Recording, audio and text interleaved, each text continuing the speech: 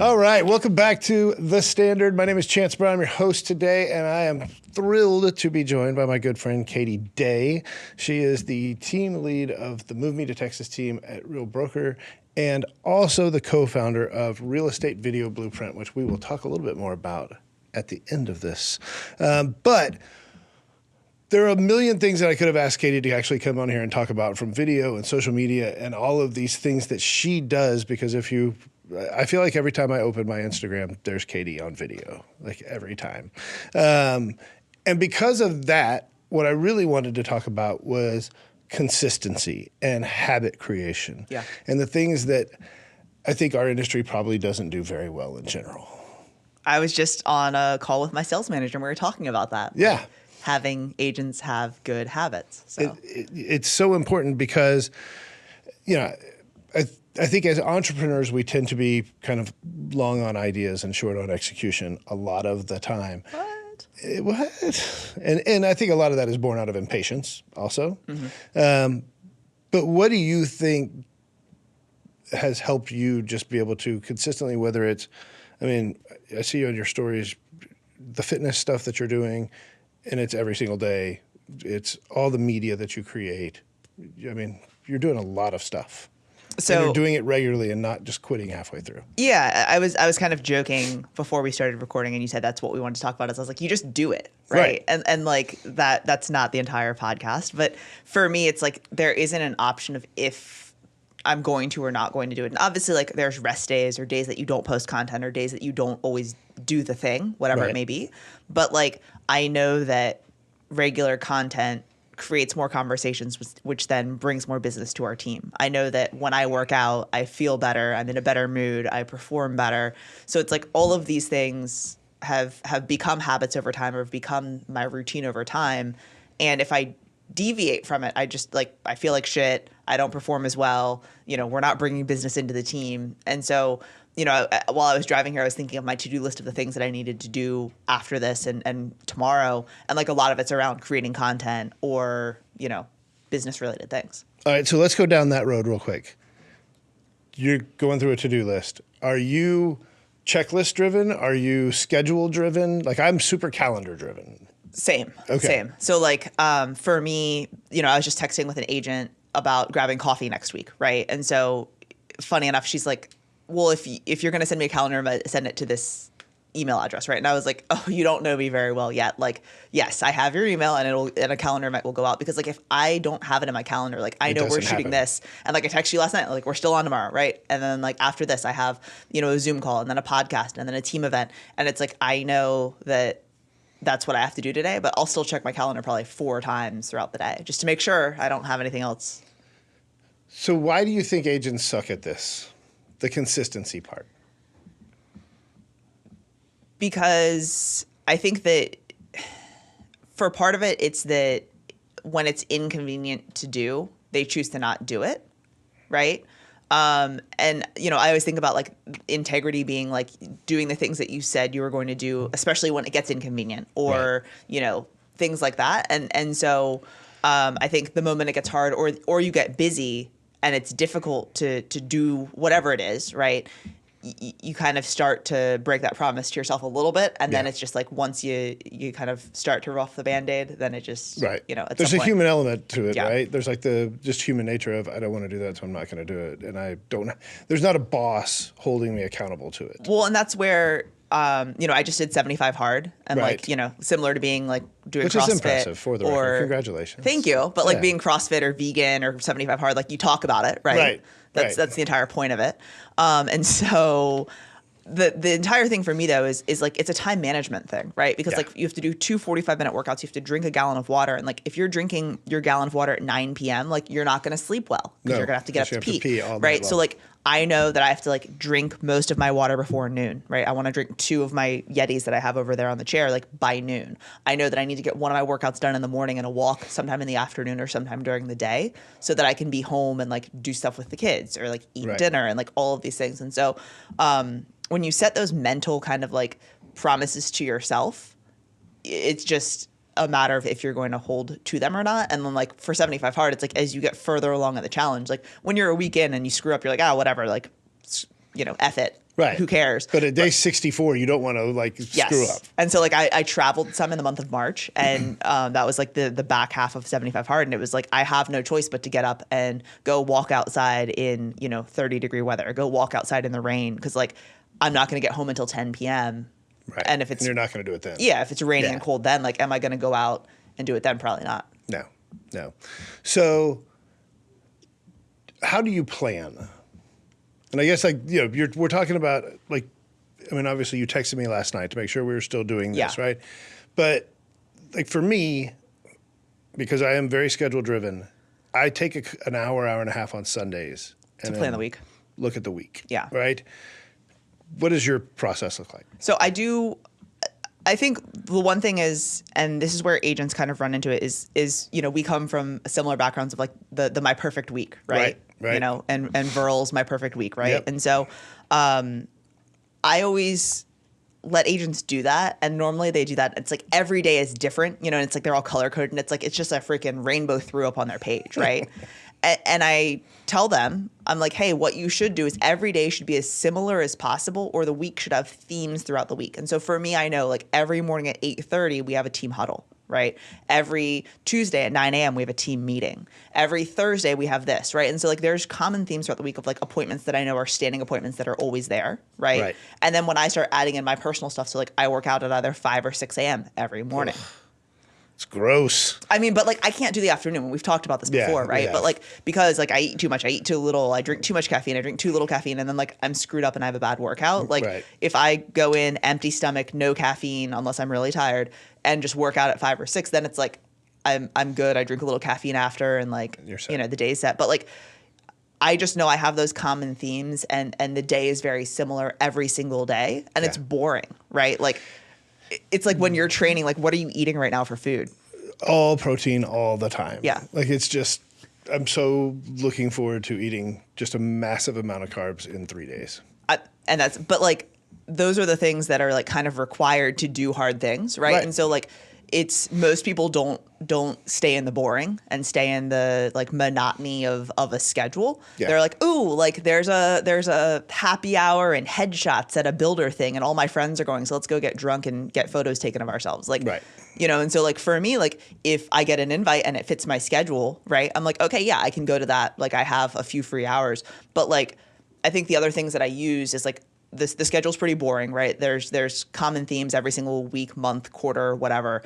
And then if there's things like, say we're trying to schedule something, like I use like Calendly a lot, right? Mm-hmm. So like if we're trying to do even a phone call, I'm like, hey, like here's 3 times that are available, or you can book on my schedule. Same thing with like buyers or sellers. Like if we're doing a Zoom consult, I'll say, hey, Chance, like I can talk Tuesday at 3, Monday at 4, or here's my schedule, hop on and pick a time yourself. And most people just hop on and they schedule directly, and then it's in my calendar, right? It's in their calendar, and it just makes things a lot easier. So, I've said it time and time again that the agents who are the most successful in our industry are the ones who do the boring shit the absolute best. Yeah. Right? Like, I use my Justin Timberlake bringing not sexy back.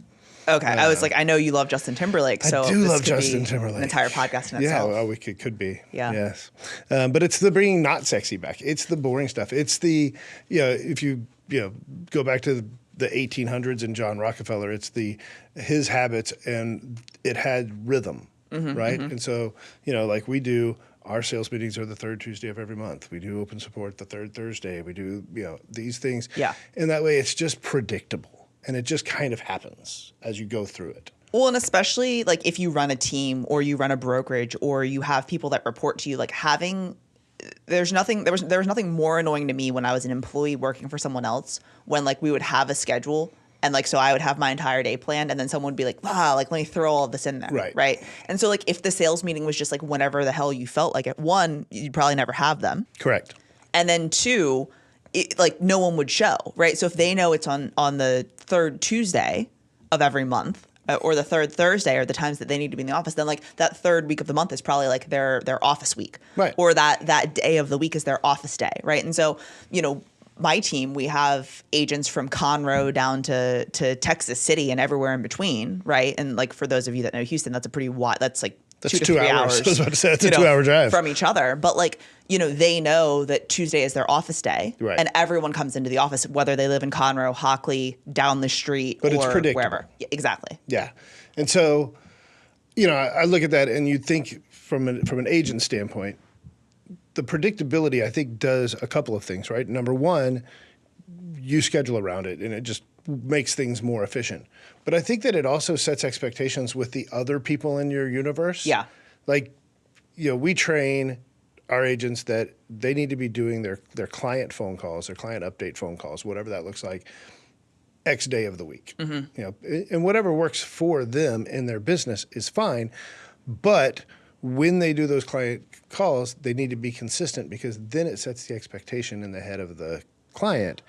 I'm going to get my call. I don't need to call and bother you 43 times, because on Tuesday at 2:00, we're going to talk about this. Well, and that's, we do the same thing, right? Like, we provide a seller update every week on Thursday. Like, that was the thing that I had to hop on my computer to approve from our VA, right? Of like, and it has, here's all of the feedback, here's all of the things that have happened, showing requests, online views, marketing efforts, all of those things are in one report, and we send that every Thursday. So it's like, hey, Chance, if we're working together, I'm going to tell you, hey, you're going to hear from me every single Thursday. You're going to get this report via email, and then we'll call and we'll chat about it. Yeah. But if you need anything in between, then let's talk. But Sure. like, if you have something that's just like a random question or something that's not like, an emergency, just know we'll talk every Thursday. Exactly. And they're like, oh, okay, that makes sense. Yeah. It also, like, especially in today's market, makes it a lot easier to talk about price reductions when you are talking to them about kind of like, hey, if we don't see this type of activity at the listing appointment, and then, week 1, week 2, week 3, week 4, you're kind of like, yeah, the online views are still dropping. Yeah. No one's viewing it. Like, it makes setting it expectation earlier than going back and saying, hey, remember when we talked about this? Yeah. Yeah. Well, and it's just like super awkward to like 45 days later go back and be like, hey, so Chance, we haven't talked at all in 45 days, and I need a price reduction to sell your house. But I'd like to take some money out of your pocket, please. Yeah. Yeah, exactly.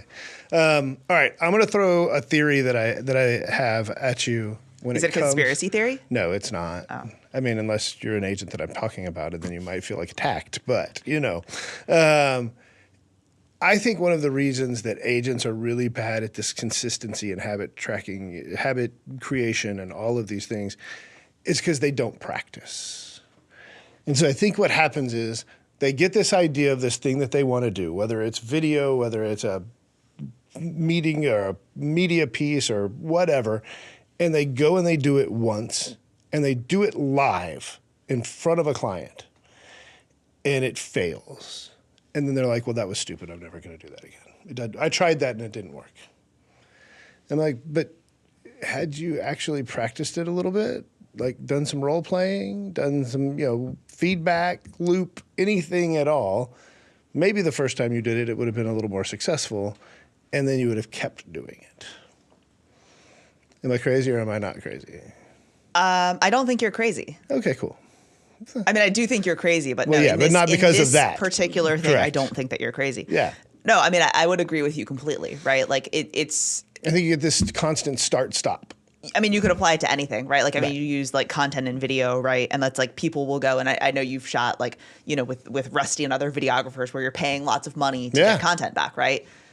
But like a lot of people will like, the worst thing is, and I'm seeing your videos, but the worst thing is like doing that and then never posting it. Right. Right? Like paying the money, doing the thing, executing, but then like not actually following through. Right. But yeah, I mean, I think that like the lead up to that, if we're talking about content, is like you should try to just record some videos on your computer where you're talking, doing a video CMA for your client, or take your phone out, do a little selfie video and send it to, someone after an appointment. Just a text. After an open house, things like that. And then once you're comfortable like looking into a lens and talking, like now maybe go do content with a videographer right. or whatever.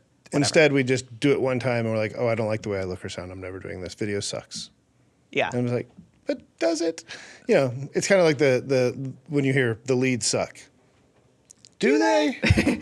Well, and back to the content thing just real quick before we move on is like, I think that it's funny because there's videos that I have. There's one right now that I have that's performing pretty well. It has a ton of likes and shares and comments and like, by all standards is performing well. Mm-hmm. And like, I was reading from a script from it.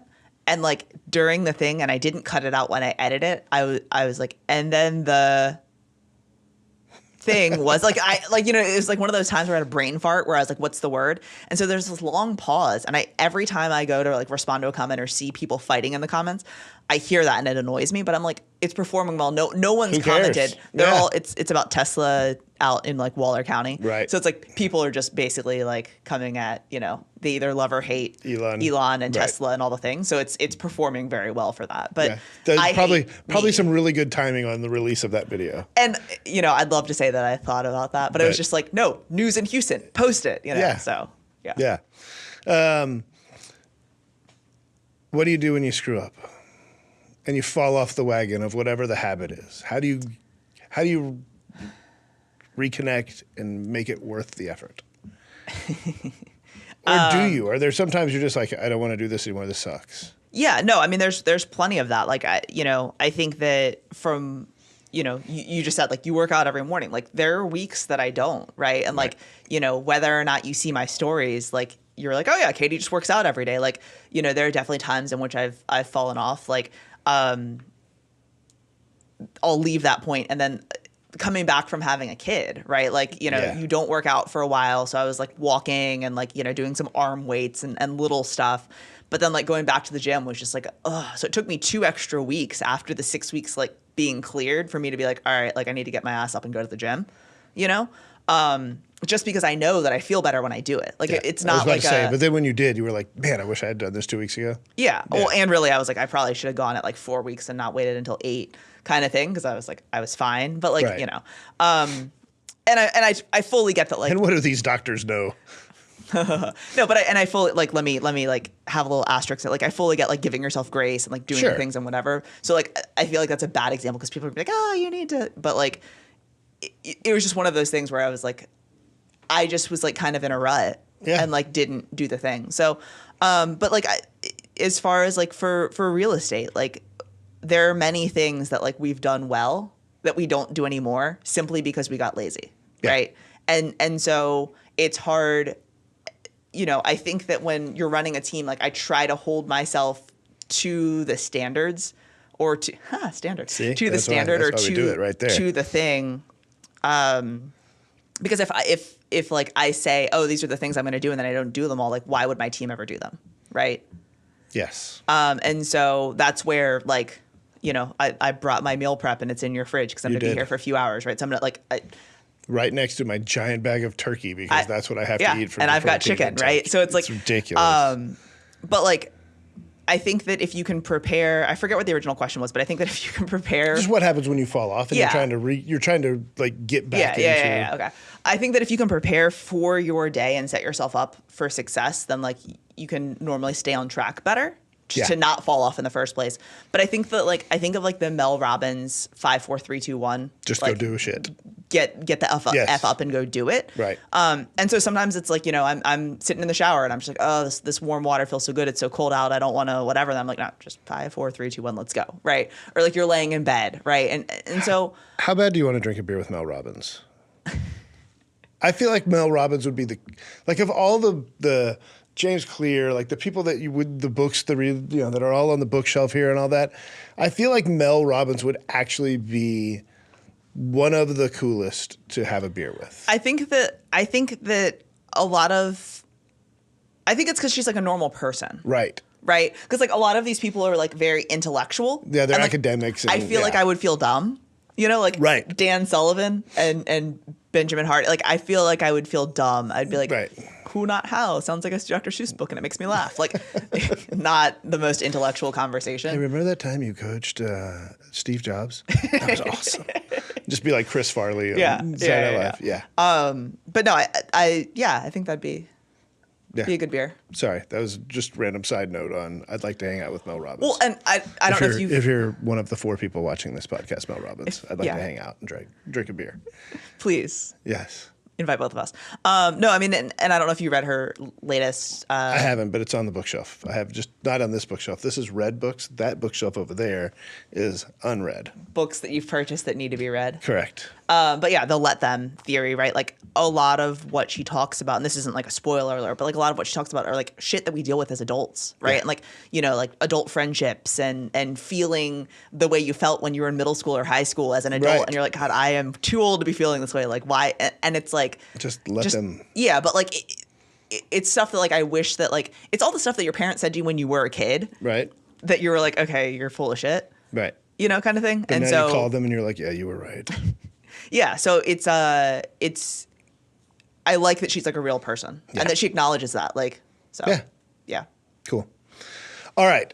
I said that we would circle back at the end and talk about real estate video blueprint. Are you going to be there? I am not. I've got to be somewhere else. I'm sorry. Somewhere else. That seems very vague.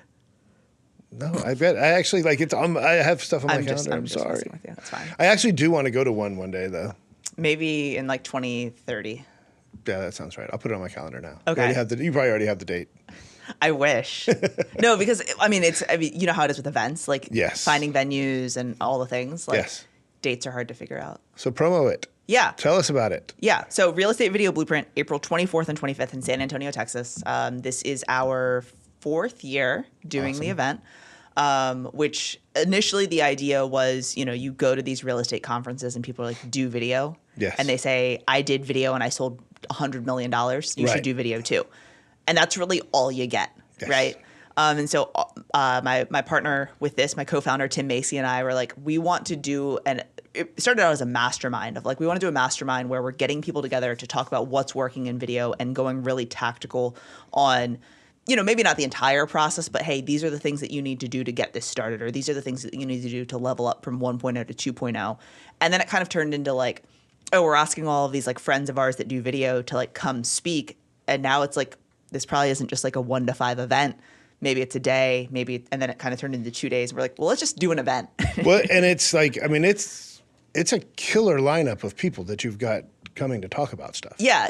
That aren't like, oh, I coach professionally. Like these are people that are actually out doing this stuff. And so that's the thing is like we do have some coaches, right? So Jason Pantana is coming. He's talking about AI. Neil Dingra. But Jason does a ton of video too. That too, right? Yeah. Neil Dingra, who's also, in the mortgage space, who does a ton of content. All the content. But then the rest of the people that we have speaking are like people that are like selling homes in the trenches, practitioners doing the thing and balancing creating content, running teams, families, and all that. And so that's where, we want to highlight like, how to market your listings better from the point that you book a listing appointment to the point you sign the listing to the point that it goes live, right? Most people are just like, oh shit, got to take pictures and do a video. Like what could you do before that? Property tours, right? Like people do a few property tours here and there, but like how could you make that a thing that generates business? So we've got some cool case studies and some great speakers. I've talked about this. I generally speaking hate most agents' videos, like property videos. Yeah. Like the, quick zoom into the living room and then over here to the kitchen and then a picture of the water faucet working. And I'm like, if I'm going to spend money on a home, I kind of expect the water faucet to work. Unless it's like one of those that you're like faucet on and it turns on. Right. Like that could be a hook. That's cool. That could be a hook. That's cool. Right? But if it's just like, here, the burner on my stove shoots fire out of it. You know what would be really funny? Shit. You know what would be really is to do like that is the hook where you're like faucet on and then someone's turning it on like manually, like you're standing there and you're like, oh shit, sorry. Yeah, this house comes with a butler. It comes with a butler. You're fine. And then like at the bottom, like butler not included. Right. Yeah, that would be great. That would actually be really funny. I would like that one. Well, and I mean, when you're selling like just a standard 3-bedroom house in the burbs or a 3-bedroom townhome in the loop. Like, yes, not like an $8 million house. That would be fun. That would actually be kind of funny. I might do that. Do it. I love it. Anyways, so 24th and 25th. Yep. San Antonio. If you're listening to this and you have interest in coming, shoot me a DM. I can send you a discount code if you're friends with Chance. If you don't like Chance, like I don't like Chance, shoot me a message and I'll give you an even better discount code. See, it's a deal. It's a deal right there. Where can people find you if they wanted to find you? In the interwebs. In the interwebs at Move Me to Texas, MoveMeToTX. There you go. All right. Are you ready for speed round? I am. Okay. I forget everything that you told me, so that's it's going to be that's even probably better. That's even better. Favorite business book you've ever read? Oh, ever read? I'm a huge fan of Exactly What to Say. Phil Jones. Oh, yeah. That's a good one. Do you like the real estate version? I actually had the real estate version before I had the real version, and now I have both. Which one do you like better? I like the real estate version for like work, but Yeah. like it's all the same words, just real estate examples. But like I like the other one for like life. Because I like, Miracle Morning. Mm-hmm. But I don't really love the Miracle Morning for real estate agents. It's because you like weird that you surround yourself with them every day, but you don't love most real estate agents. You love your real estate agents. True. But like not the others. Many others I not do not. so much. Yeah. But also like one of my favorite books in the space, and I literally have a stack of copies right here, is 7 Levels of Communication. And There's 7 levels? And Miracle Morning is a continuation of that story. Oh, fancy. The millionaire or the Miracle Morning for real estate agents is the same characters from that book. And so I thought I would love it. And I prefer the regular old Miracle Morning. Anyway. Is this going as fast as you hoped it to be? No, this is not what we would call a lightning round. We just get totally off subject. All right, favorite tech toy, and I know you have a prop. Bring your prop. So right now in early 2025, it's the Meta Ray-Bans. And they're just and now I'm videoing us. Look at us. The future is here, people. The future is here. So these are fun. Favorite podcast not called The Standard with Chance Brown. Is that what this podcast is Yes. called? I would have to say either Alex Hormozi's podcast or Sharon's Business School. Cool. Best piece of advice you've ever received? Oh. Yeah. It's a thinker right there. I know. Because it's, yeah.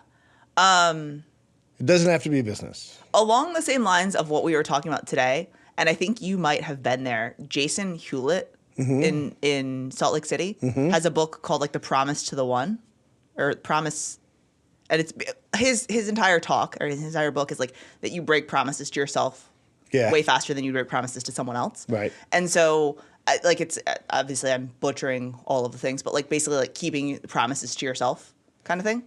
And so that's which is the driver of our conversation today. Yeah. And so after I read that book, that's been something that's like, I've always tried to do that. That's awesome. Not break my promises to myself. Love it. Yeah. Awesome. Thanks for being here, Katie. Hey, thanks for having me. Yeah, this was great. Take our meta glasses off. Yeah. No, seriously, I appreciate it. Thank you for watching, and we'll be back with another episode of The Standard soon.